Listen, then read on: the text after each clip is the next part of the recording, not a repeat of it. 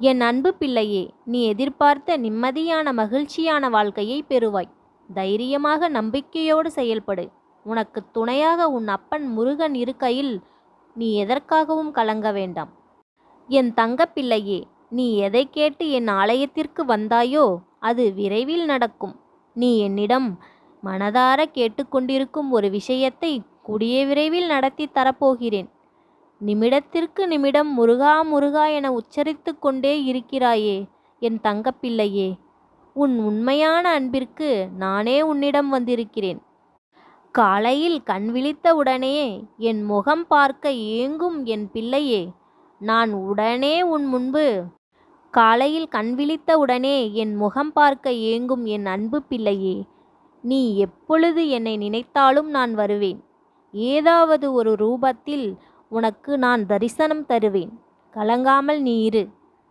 எப்பொழுதும் முடிவுகளை அவர் சொல்கிறார் இவர் சொல்கிறார் என்று எந்த முடிவுகளையும் எடுக்காதே.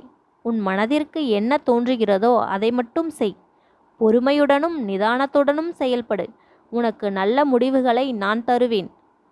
உனக்கு அப்படி குழப்பமாக இருந்தால் அப்பா முருகா என்று என்னை அழை.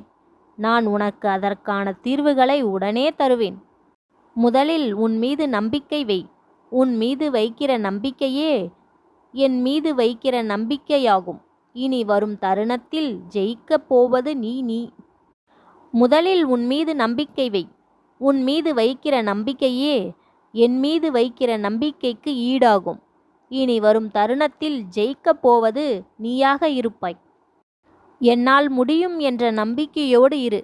நிச்சயம் அது உன்னை உயர்ந்த நிலைமைக்கு கொண்டு சேர்க்கும். இனி வரும் காலங்களில் நீ சந்தோஷமாக வாழ்வாய். உன்னை தொடரும் துயரங்கள் இன்றோடு விலகட்டும். நீ விரும்பிய வாழ்க்கையை வாழப்போகிறாய். நம்பிக்கையை இழந்து விடாதே. என் வாக்கு என்றும் பொய்க்காது. நீ உயிராய் நினைத்த ஒரு உறவு உன்னை ஒதுக்கி விட்டதே என்று கலங்காதே.